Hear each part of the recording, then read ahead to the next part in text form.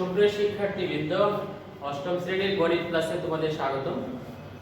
আজকে পর্ব 4 সৃজনশীল বিষয় নিয়ে আলোচনা করা হবে। তোমাদের পাঠ্য বইয়ের 13 নম্বর অঙ্কের দিকে খেয়াল করো।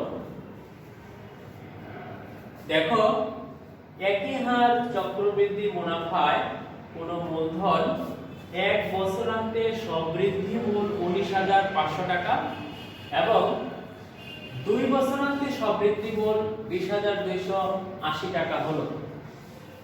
এখানে 1 বছরান্তে বলতে 1 বছর শেষে, 2 বছরান্তে বলতে 2 বছর শেষে, সমৃদ্ধি মূলধন বলতে চক্রবৃদ্ধি মূলধন।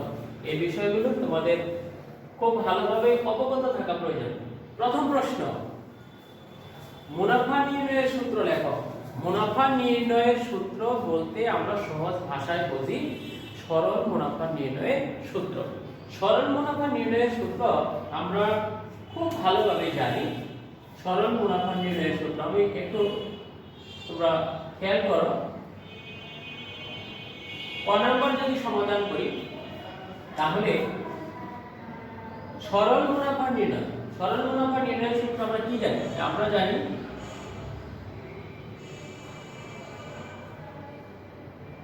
জানি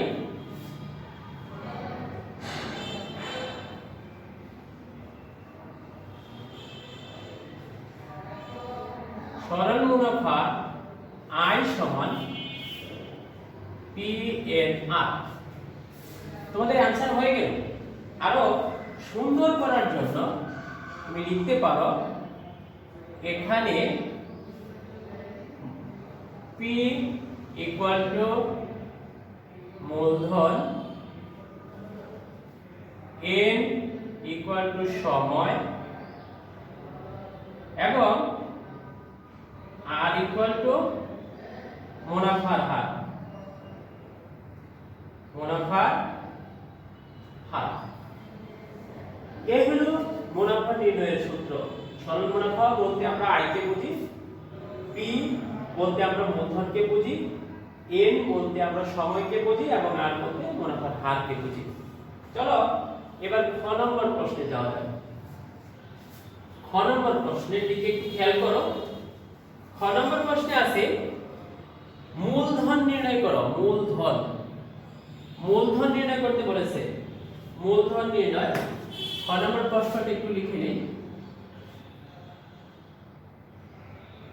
মূলধন নির্ণয় করো। আমরা মূলধন নির্ণয় করতে যদি চাই তাহলে খেয়াল করো এখানে প্রশ্নে তোমার চক্রবৃদ্ধি মূলধন মানে সমৃদ্ধি মূলধন দুই জায়গাতে কিন্তু উল্লেখ আছে। এখন এই চক্রবৃদ্ধি মূলধন বা সমৃদ্ধি মূলধনকে ধরেই কেন্দ্র করেই কিন্তু আমাকে এই মূলধনের দিকে, আসল টাকার দিকে, মূলধন যেটা ইনভেস্ট করা হয়েছিল সেই টাকার দিকে কিন্তু আমাদেরকে যেতে হবে। আমরা সমাধান খেয়াল করি। মনে করি মূলধন P, মূলধনটাকে আমরা P ধরে নিলাম এবং মুনাফার হার এটাকে ধরলাম R। প্রথম বছরান্তে, তাহলে প্রথম বছরান্তে মানে 1 বছর শেষে, প্রথম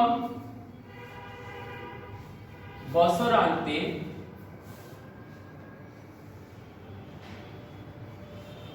সমৃদ্ধি মূল P into 1 plus R to the power N।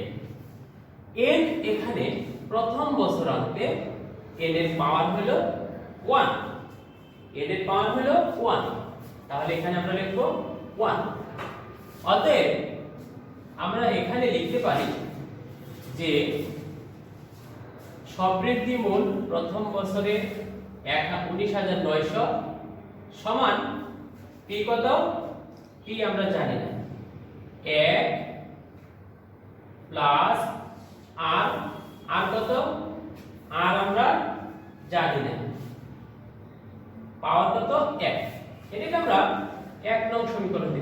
এখানে একটা না লিখলেও হয়, যেহেতু পাওয়ার এক পাওয়ার মানে কোনো পরিবর্তন হয় না। এবং দ্বিতীয়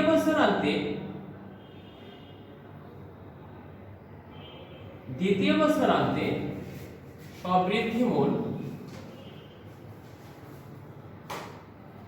কি হবে? খেয়াল করো, p * 1 + r⁴ 2, এখানে কি হবে 2। তাহলে খেয়াল করো, এখানে যদি 2 হয় তার মানে কি দ্বিতীয় বছরের হিসাব আমরা করতেছি। তাহলে দ্বিতীয় বছরের সবৃদ্ধিমূল কত? অতএব দ্বিতীয় বছরের সবৃদ্ধিমূল 20,280 সমান p * 1 + r পাওয়ার কত 2। এটাকে আমরা ধরলাম 2 নং সমীকরণ। 1 নং এবং 2 নং সমীকরণ থেকে আমরা আসলে কার মান বের করব? p এর মান বের করব। কার মান বের করব? p এর মান বের করব। p এর মান আমরা আস্তে আস্তে এগিয়ে যেতে থাকব, তাহলে আমরা p এর মানটা পেয়ে যাব। এখন আমরা কি করতে পারি? এখন এই 2 নং সমীকরণকে 1 নং সমীকরণ দ্বারা ভাগ করে আমরা কি পাই খেয়াল করি। 2 নং সমীকরণ কত ছিল? 20,280, আর 1 নং সমীকরণে ছিল 19,500 সমান 2 নং সমীকরণে ছিল p * 1 + r পাওয়ার 2, আর 1 নং সমীকরণে ছিল p * 1 + r। সুতরাং এখান থেকে আমরা লিখতে পারি p আর p কেটে দিলে এই 1 + r পাওয়ার 2 কে 1 + r দ্বারা ভাগ করলে কি থাকে দেখে নাও। আমরা যদি লিখি 20,280 ভাগ 19,500 সমান, তাহলে এখানে শুরু থেকে যায় দেখো 1 + r, আর কিছু না। এখন আমরা পক্ষান্তর যদি করে নেই তাহলে দেখো আমরা কি পাই? 1 + r সমান 20,280 আর 19,500। এটা একটা বাম পাশে আর একটা ডান পাশে চলে গেল। বা r সমান কত? তাহলে 20,280 বাই 19,500 বিয়োগ 1 সমান কত হয়? দেখো লসাগু করো। 19,500 তাহলে 20,280 বিয়োগ 19,500 সমান কত হয় দেখে নাও। বিয়োগ করলে 19,500 বিয়োগ 20,280 বিয়োগ 19,500 তাহলে কত হয়? 780 সমান কত হয়? 1/25। এটা আমরা কি পেয়ে গেলাম? r পেলাম কত? x/25। এখন আমরা যে কোনো সমীকরণে r এর মানটা বসিয়ে দিলে p এর মান পেয়ে যাব। অর্থাৎ আমাদের প্রশ্নে যেটা চেয়েছিল মূলধন, এটা আমরা পেয়ে যাব। তাহলে আমরা লিখতে পারি 1 নং সমীকরণে r এর মান বসিয়ে পাই। 1 নং সমীকরণে r এর মান বসিয়ে পাই। 1 নং সমীকরণ কি ছিল? 1 নং সমীকরণ দেখো, 1 নং সমীকরণ এটা, 1 নং সমীকরণ এটা ছিল। তাহলে আমরা কি লিখব? p * 1 + 1/25 সমান 19,500। বা কত হয়? p উপরে হয় 26 নিচে হয় 25 সমান 19,500। বা তুমি লিখতে পারো 26p সমান 19,500 গুণন 25। অতএব p সমান কত? 19,500 গুণন 25 ভাগ হলো 26 সমান কত হয়? 18,750 টাকা। অর্থাৎ তুমি মূলধন পেয়ে গেলে এখন 18,750 টাকা। এই টাকাটাই চক্রবৃদ্ধি হয়ে 1 বছর পরে হয়েছে সবৃদ্ধি মূলধন 19,500 টাকা, এবং দ্বিতীয় বছরান্তে আবার চক্রবৃদ্ধি হয়েছে 20,280 টাকা। এবার আমরা গ নম্বর প্রশ্নের দিকে যাব। গ নম্বর প্রশ্ন একটু খেয়াল করো, গ নম্বর প্রশ্নে কি বলেছে। গ নম্বর প্রশ্নে বলেছে একই হারে উক্ত মূলধনের 3 বছরের সরল মুনাফা ও চক্রবৃদ্ধি মুনাফার পার্থক্য কত। সরল মুনাফা এবং চক্রবৃদ্ধি মুনাফা। তাহলে গ নম্বর প্রশ্নে আসি আমরা। গ নম্বর প্রশ্নটা আমি লিখলাম না, বইয়ে লেখা আছে, তোমরা দেখে নিবে। প্রশ্ন হলো একই হারে উক্ত মূলধনের উপর, একই হারে তার মানে কি বার্ষিক মুনাফার হার আমরা খ থেকে পেয়েছি। দেখো খ হতে পাই আর সমান কত 1/25 এবং পি সমান কত 18,750 টাকা। এগুলো কিন্তু আমরা খ থেকে পেয়েছি। আর এখানে দেয়া আছে কি, দেওয়া আছে দেখে নাও, দেওয়া আছে সময়টা কিন্তু দেওয়া আছে n সমান 3 বছর। তাহলে আমাদের চক্রবৃদ্ধি মূলধন নির্ণয়ের ক্ষেত্রে যে সূত্রটা দরকার তার সবকিছু কিন্তু আমি পেয়ে গেলাম। চক্রবৃদ্ধি মূলধন না বের করতে পারলে আমরা চক্রবৃদ্ধি মুনাফা পাবো না, চক্রবৃদ্ধি মুনাফা থেকে সরল মুনাফার পার্থক্য বের করতে পারবো না। সুতরাং এই বিষয়গুলো আমাদের জানা দরকার। আমরা প্রথমে সরল মুনাফাটা বের করে নিই। আমরা জানি সরল মুনাফা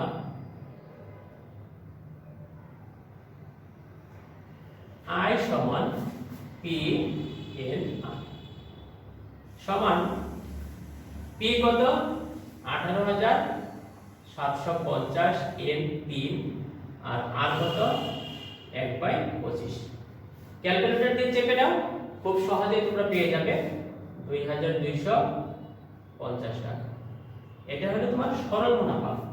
এবার আমরা চক্রবৃদ্ধি মুনাফায় আসবো এবং চক্রবৃদ্ধি মুনাফা চক্রবৃদ্ধি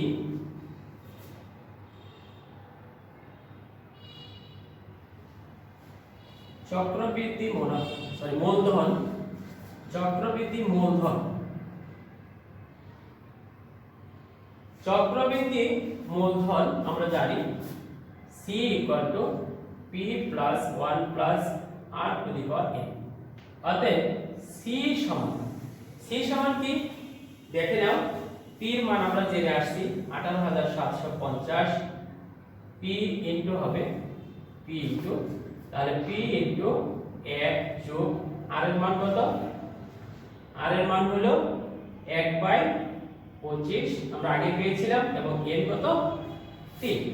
সুতরাং C কত দেখে নাও 18,750 ইনটু কত হয় 1.04 উপরে 3, এটা কত বের হয়ে যায় 21,091.20 টাকা। চক্রবৃদ্ধি মূলধন আমরা পেয়ে গেলাম। আমরা সবাই জানি চক্রবৃদ্ধি মূলধন থেকে যদি আমরা মূলধনটা বাদ দেই তাহলে চক্রবৃদ্ধি মুনাফা বের হয়। অতএব চক্রবৃদ্ধি